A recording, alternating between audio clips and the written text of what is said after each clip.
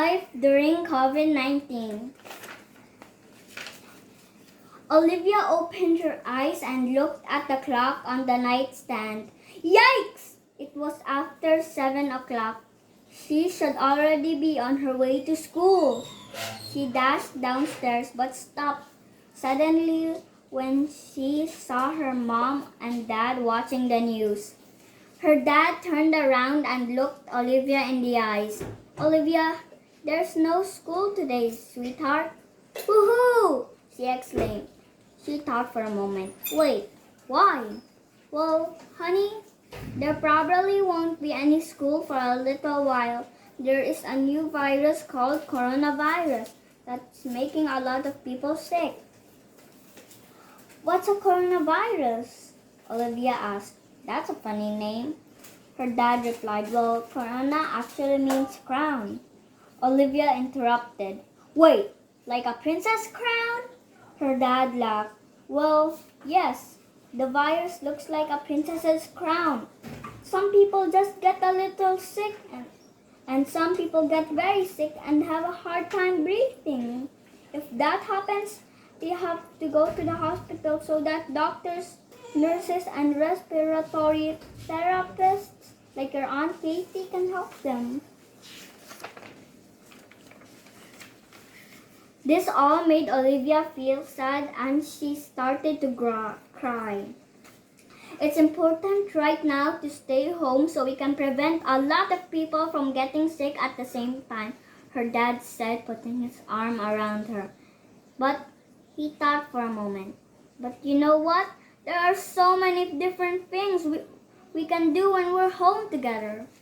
Olivia was starting to get excited but asked, don't you have to go to work? No, I have to stay home too. We all have to protect ourselves so there is less chance that we spread the virus.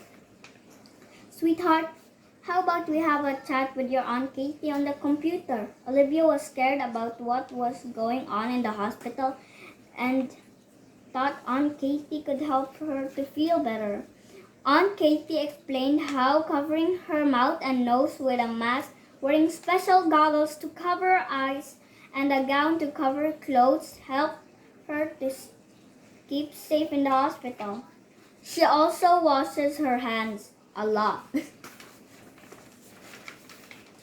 Olivia was frustrated that she couldn't go to her friends' houses or see them at school. Instead, they connected through a computer chat to sing karaoke and then play dress up together. Olivia and her mom went for a walk in the neighborhood. Olivia noticed a stuffed bear in the window. Mom, why is there a stuffed bear in Mrs. Beasley's window? Olivia asked.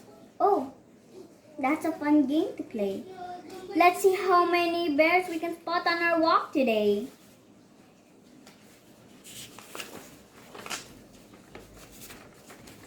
Together, they delivered groceries to her grandma who lived down the street. Olivia was overwhelmed with all that was going on but wanted to help. Mom, when I was talking to Aunt Katie last week, she told me all about the amazing doctors, nurses, housekeepers, and even cooks in the hospital who help to make all the patients feel better and keep everyone safe. I want to write them thank you notes, her mom said proudly. Olivia, that's a wonderful idea. She also left bottles of water out for the sanitation workers and mailman with a message, we appreciate you.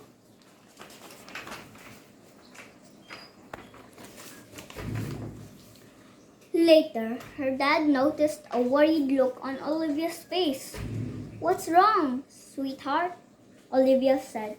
Dad, what if my school isn't there anymore? I miss being with my friends and teachers. I'm worried. Sweetheart, let's go for a ride. They drove by Olivia's school, by their family's church and their favorite breakfast spot. They saw other cars, people walking, trees, and buildings. They saw the helpers that keep us safe.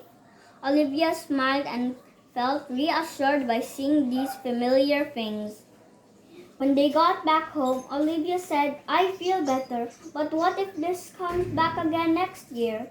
Her dad said, well, honey, there are a lot of people working very hard to make medicine to keep people from getting this virus. It's called a vaccine. Olivia lowered her head and said, does that mean another shot? Her dad said, yep, just like the flu shot we get every year. Okay, now it's time to tackle your math homework, kiddo.